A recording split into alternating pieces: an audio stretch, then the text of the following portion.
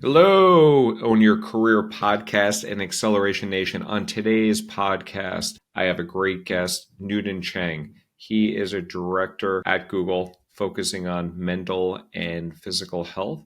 And this is a topic that is near and dear to my heart. Many of you have heard I've dealt with a few different bouts of depression and anxiety throughout my career.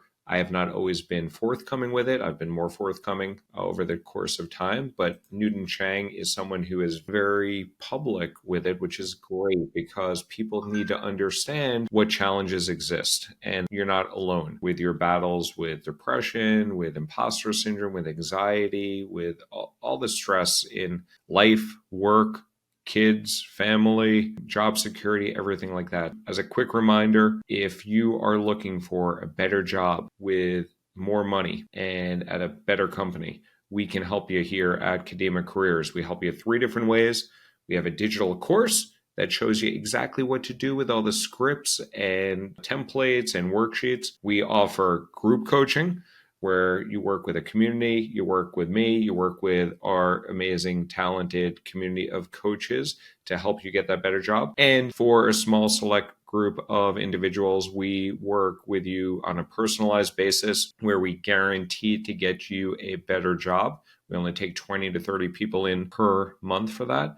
But for all these, go to our website, kadimacareers.com, and you can follow me on LinkedIn where I post daily. So with that, listen to this great episode with me and Newton Cheng. And the last 3 words I'll leave you before this episode starts: own your career. Hello, Acceleration Nation, and welcome to another episode of the Own Your Career podcast, formerly known as a Steer Your Career with Kadima, the Sick Career podcast. New name, same great stuff. We are talking today to Newton Cheng. He is the director of health and performance at Google. The way I got in touch with Newton is because of our newly hired amazing head of operations, Darcy Rubel. She told me when she joined Kadima that I got to get Newton on the podcast. And a few weeks later, we have Newton on the podcast here to share some of his wisdom, insights, and career path. So with that, Newton, I'd love to have you introduce yourself to the Own Your Career podcast community. Hi, everyone. My name's Newton Cheng. And the way I describe myself, I think of myself in 3 big parts. 1, I'm a family man. So I'm a husband and then father to 2 wonderful daughters. I am a world champion competitive powerlifter. I have won multiple national and world titles and set multiple national and world records in powerlifting in the master's class, and that's 40 and over. And I most recently just won the open class for U.S. nationals, and which means I beat everyone at every age. So the 45-year-old guy took down the 20-year-old kids. And you go. I think everyone loves an underdog, so it was love all around, but I'm continuing to climb on that journey. The third part is that I am a leader in health and performance in the workplace. During the day, I am a director of health and performance at Google, where I oversee a suite of their amenities that are there to support the physical, mental, social, and spiritual health of our Google community. And then beyond that, I spent a lot of my time doing talks, interviews, workshops, and podcasts talking about my own mental health journey and trying to be a visible mental health advocate to just pierce through the stigma we all have around mental health, because so many are struggling right now, both in the workplace and beyond. And that's so important, Newton. I myself have struggled with some mental health challenges. In my first 6 months at Google, it was really painful for me, despite getting $62,000 more than my compensation at American Express, despite getting to wear jeans to work finally, when I didn't get to wear those at American Express, despite getting free food and bring my dog to work. I had significant imposter syndrome. I put a lot of pressure on myself, and I thought I was just a miserable failure. And my first 6 months at Google were some of the worst time in my life, despite all of those positive attributes. I didn't know who to go to. Fortunately, my wife's a doctor, and I have a friend who's a psychiatrist. So I had those resources in and around me. But if I didn't, things could have been a lot worse.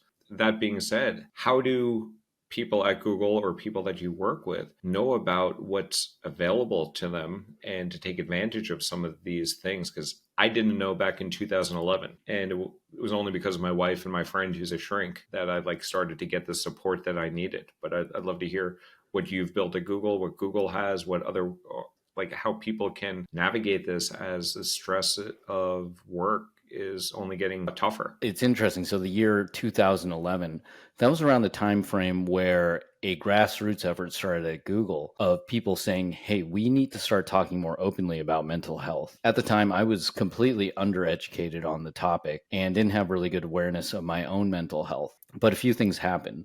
One, the employees started something called the Mental Health Conference. And it was just this grassroots conference where they would have talks relating to mental health, whether those be more academic or technical, or talks where employees were openly sharing their stories around things like depression, anxiety, bipolar. And so right from there, people were putting the stories out there and humanizing them. The other big critical thing that happened was that one of our VPs, Daryl Heinrich, actually came forward with his story around struggles with depression, and it intertwined with his climb at Google. And so when that story came out, Google, to their credit, they ran with it. They said, you know what, this is a really important story. We're going to send an email to the entire company.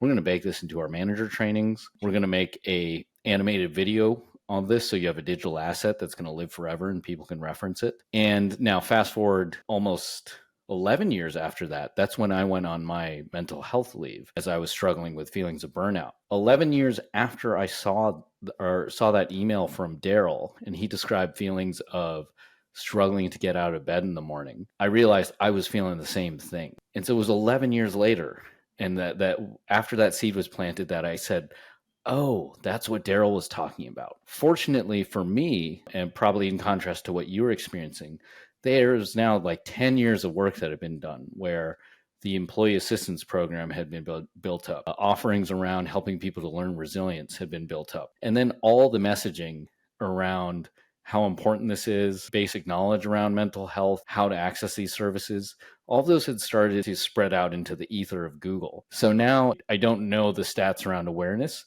but it's pretty commonly known that there's very strong support for mental health at Google, both in terms of our willingness to talk about it being a challenge, as well as saying, and we have all of these services available because we know this is a challenge and we want people to take care of themselves. And Newton, I know you're very open about your mental health challenges and you were burned out, I think, in early 2022 and came back. Would you care to share a little bit about what was going on with you, what signals you received early on? And the signals, when I first started receiving, or at least recognized the signals, let's dial back to about March 2020, which is the beginning of the pandemic. And if you'll remember what that was like, we went from the world as we knew it to suddenly everything shut down and we're all sent home and we're all living in fear of this new virus. And we don't know how much danger we're in.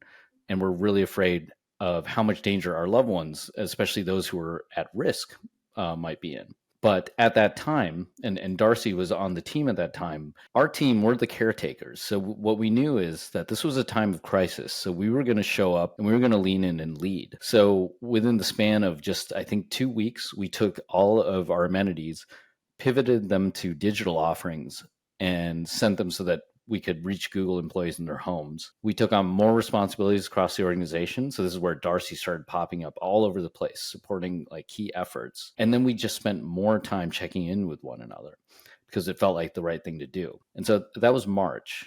Now fast forward to maybe about June. And I remember I was in a meeting with my vice president and his team. We were going around the thumbnails on the video chat, doing a check-in. How are you doing? And when it was about to get to me, a friend sent me a chat message and said, hey, I feel like people are kind of holding back. When it gets to you, say something real. That's a pretty big prompt. And so I thought, okay, what's real for me? Until then, I had been a pretty, you could say maybe a repressed guy where I would try to smile my way through almost anything and say, it's fine, I'll be good. And so for whatever reason, it felt like a dam broke and I started crying. And I said, right now I'm struggling because the number of days that I'm proud of how I'm showing up as a father is going down and I don't know how to turn that around. And so that was, in the moment, it was horrifying for 2 reasons.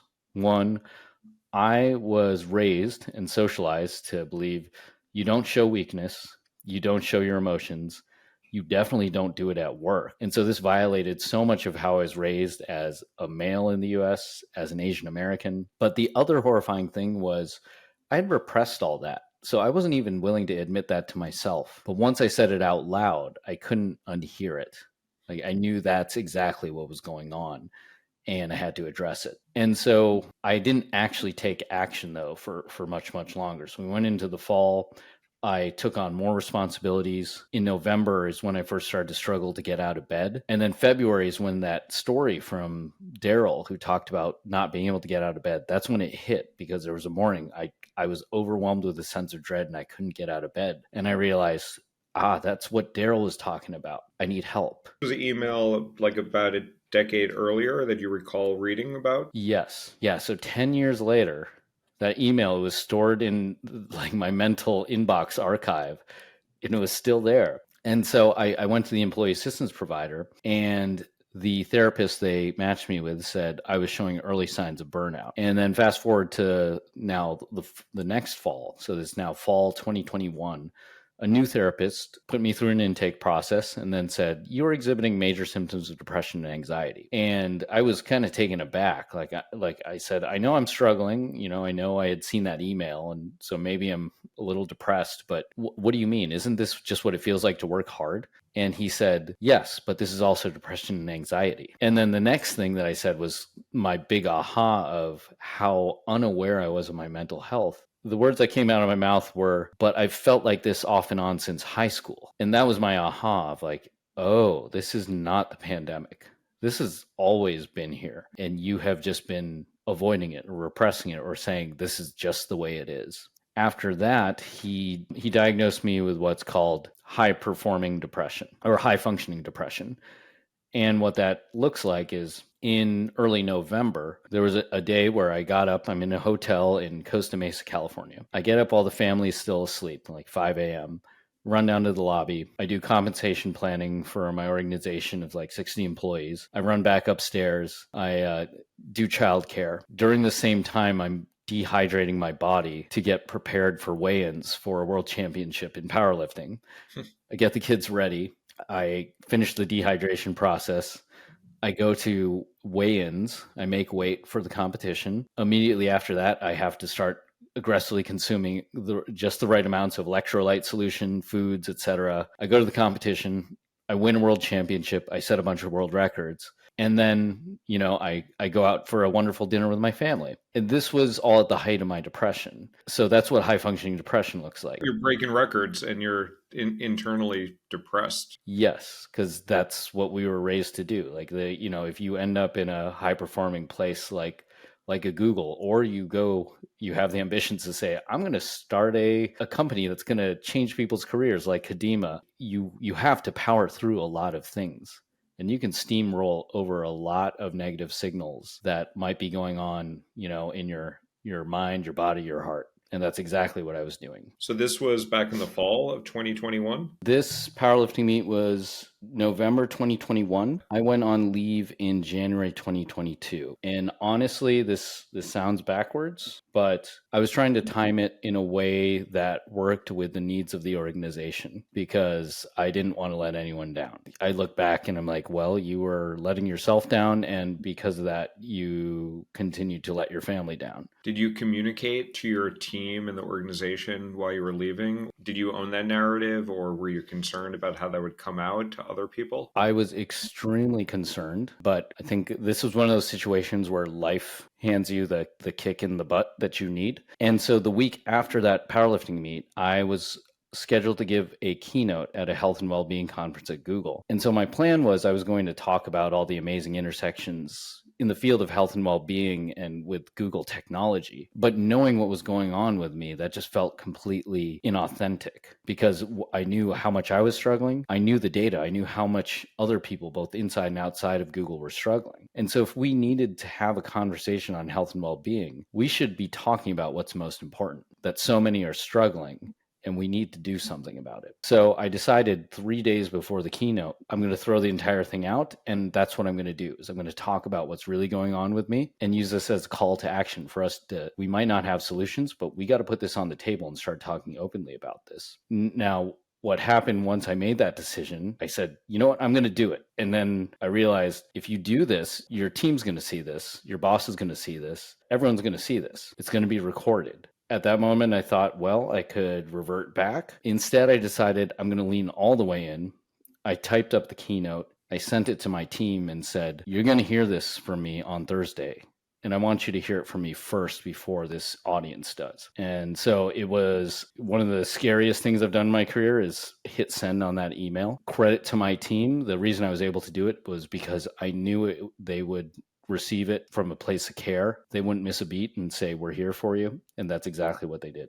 And then shortly thereafter, you took some time for yourself? Yeah. So from there, I started working through the process for short-term disability leave. And I went on short-term disability leave for my mental health in January of 2022. How long did you take to address your mental health? So the leave was about 7 weeks. In terms of addressing my mental health, that's kind of an ongoing journey. I would say I was ready to get back to work after 7 weeks. And there were a few phases for that. I think once I had gone on leave, I started to realize how important it was for me to just be able to step out of that system, to like change the context I was in. It's kind of like if you had a hamstring injury and you're saying, I'll slow down, but I will not get off the treadmill.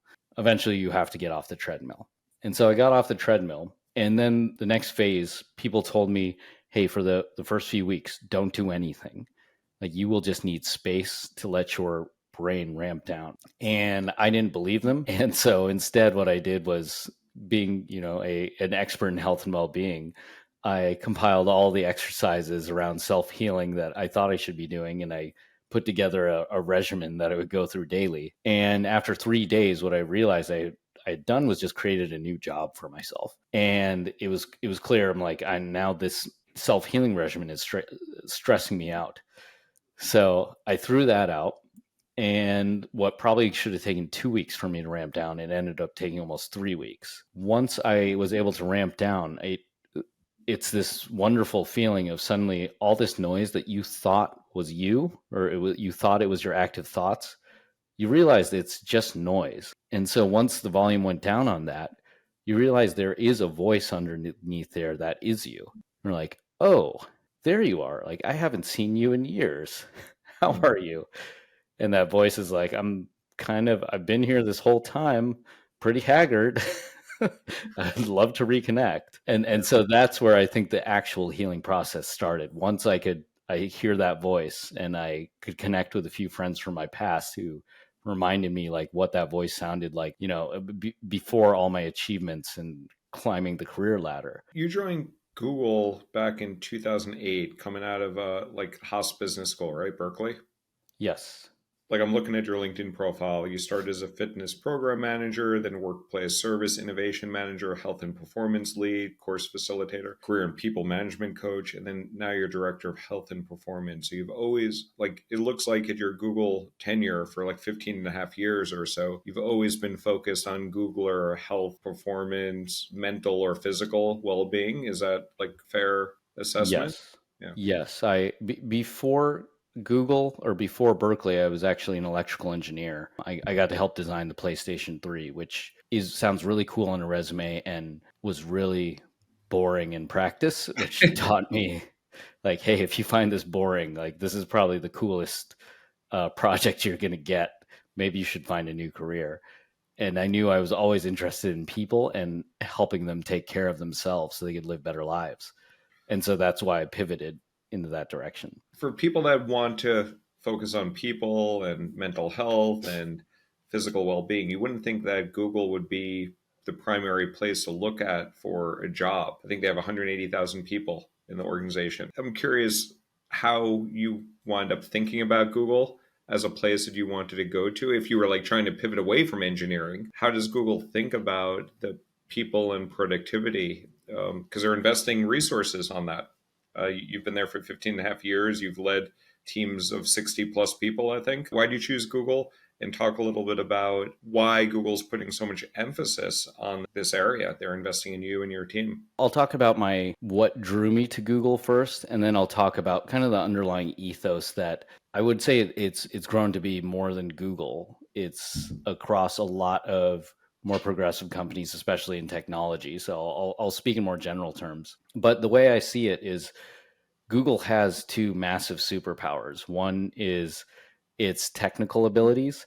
The other is its culture. And so when I was looking for jobs, looking in the field of health and well-being, I already knew that so many companies were more proactively investing in the health and well-being of their employees and trying to find ways to support that because it helped them attract good talent, but it also helped them retain and nurture good talent and improve their culture. And so when I was looking for jobs, no one was, more progressive. No one was more radical and experimental in that area than Google. Like one of the stories that you might hear about, I think Susan Wojcicki, who was the CEO of YouTube, she talks about when she first went to tour one of their offices after they moved out of her garage and they were trying to hire her. She's walking around. This was back in the GWC buildings, if you remember those. I worked in the New York office, so I don't remember all the West Coast buildings. So it was basically they were crammed into an office that eventually became the corner of campus. Okay. But that before was their only building. And she met with Larry and Sergey, and they were already talking about like all the wonderful things that they do to support. So the thing she brings up is like you have these two guys who are in their late 20s. They're both single, no families. And they're already saying someday we'll have things like childcare because we'll have a lot of moms working here and working parents, and this will help support them. And so you have like from the DNA of the company thinking pretty radically about how do we take care of employees. I think they were one of the first companies to provide like free food for employees and like free snacks, or at least at scale, doing it at scale with the micro kitchens. And when I went to Google in 2011 from American Express, I was like, holy cow, this is ridiculous in terms of the resources we have, the massages we get, the food that they give us. It was like Disney World to me. Now if you were to look across tech, there's many companies that have maybe not as robust or large scale amenities, but similar amenities. If I think about the way that companies like Google think about supporting their employees, I think there's this common understanding now that before it was like you treated your employees like you had a work self and then a non-work self, and I could treat you just as like you're an employee. Once you've walked through this threshold, we talk about work, you get your work done, I compensate you, generously.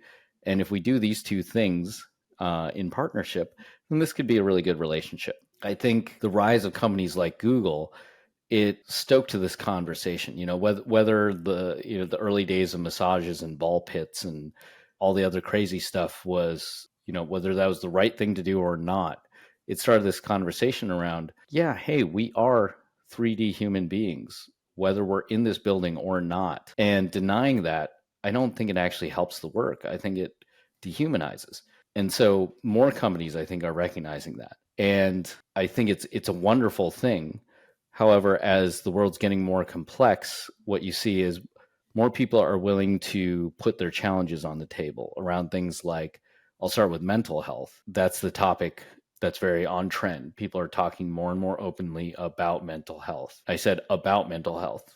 There's also a threshold of more people are talking about their mental health, but fewer are up to that point. And then where I'm really trying to push people is to say, but anxiety and depression, these are symptoms of something else. Like, what's going on here? And so as I get out there and talk about mental health in the workplace, I'm trying to normalize topics that get a little more scary, like loneliness, like isolation, spirituality.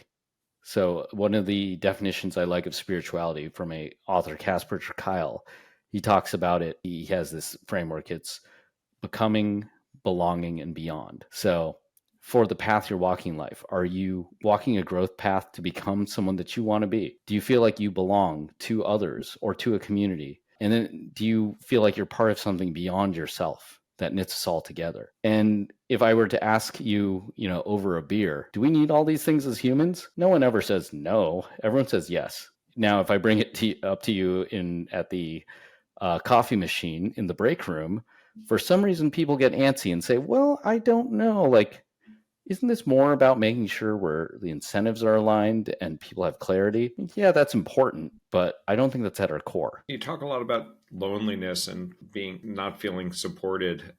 How do you think the return to work, the people working remotely are impacting things? Like, my opinion is I think there's lots of value of people being together. I think there's lots of ways that people can be working remotely too. Like you and I are talking across the country here. We don't need to be in the same room. But I found going into the offices when I was at Google, the serendipitous encounters, the human touch, the like seeing people that you didn't see, there was value there. How do you think that is coming into play? And like a lot of people choose to work from home and prefer, or say that they prefer to work from home. Where do you see that plays into the loneliness? Not that you need to be somewhere physically to be together, but it is fairly isolating sometimes to be in your house without leaving all day. For me, where I am, if you meet me, I get misidentified as an introvert a lot. I'm actually just a tired parent. But if I take Myers-Briggs, I max out the extrovert scale. So that's one thing. And then the other thing is, for all those things, the hugs, the smiles, the being able to be with someone, that is super meaningful to me because I'm so heavily invested in my career, whether it's good or bad. I've designed a life where being around people, or the opportunity to be around people who share my values, I get a lot of that through work. And so for me, being in person is really, really important. I think where the conversation starts to get challenged is not everyone designed their lives that way. Others have compartmentalized and, to their credit, invested much more heavily in relationships that have nothing to do with work. And as we recently moved from Silicon Valley to Los Angeles, and it kind of gave me this moment to decide, hey, you need to rebuild your relationships in your new community. How do you want to do this? And I've actually taken a more balanced approach to say, yes, I will invest at work, especially having kids, having a partner. I need to invest a lot more outside of work. And so I'm finding that, like, I still love going to the office, but I am building a much richer life outside the office. And that's leading to a completely different holistic feel around my entire life. So you're in charge of health and performance at Google. And another thing that I was always amazed with at Google, they used to do a lot of research on making our meetings more productive, Googlers more productive, reducing a lot of the friction that was required there. How have you been able to, and like I know Google is a very analytical company as well, and they try to figure out how many hours saved or how much money saved or how many meetings saved or things like that. How have some of the efforts of Google's health and performance efforts like improve people's performance at work? And like, how do you measure that? Because like, I know Google does that now, especially in tougher economic climate where Google might be a little bit tougher on figuring out how many massage therapists do we need and how much do we need to invest in people's health and wellness. And it's clearly important. How do you quantify that? What sort of questions are you asked by your leadership? I know the work you do has a lot of impact, but I know at Google you also have to demonstrate and measure that impact. If I had to say, like, can I measure this in more valid ways across the population?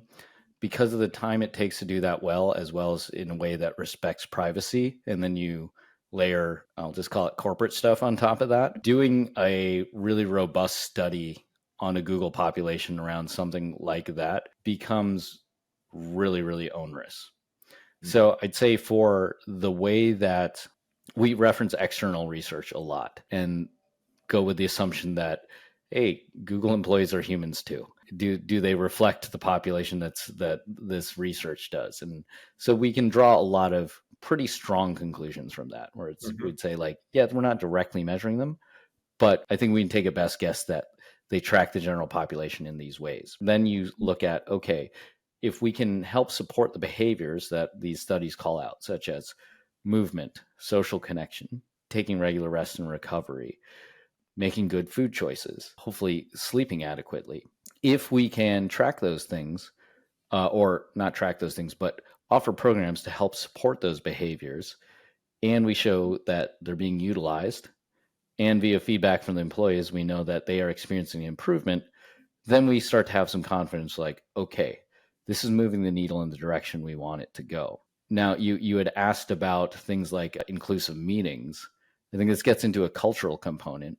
And the really interesting thing, and the thing I love about working in a place as progressive as Google, is you can start to call out like the intersectionality of these really big topics like diversity, equity, and inclusion, and health and well-being. And so one thing, like, I've talked about the need for social health and for community. Another way I can think of that, or arrive at the importance of that, is I was recently in a leadership training where they were talking about running inclusive meetings. And the example they used for showing someone who was not being an inclusive leader was the really dominating leader who was loud and it was their way or the highway. And that's one side of it. But then the thing I called out was to say, hey, that is a problem we need to address. Like, we don't want dominance.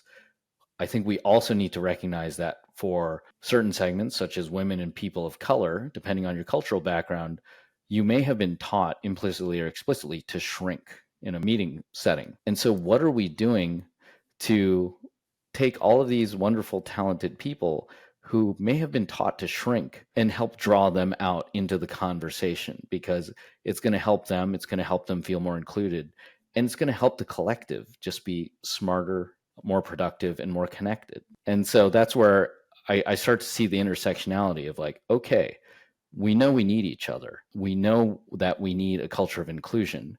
And we know that those things support our ability to do great, awesome work. I don't have like a super clear flow chart of how all this works yet together. You can kind of see like the infinite complexity of the human experience there and like all the wonderful ways that this could come together. And so we keep having those conversations and make sure that we at least recognize, hey, these are things are connected. We got to keep learning.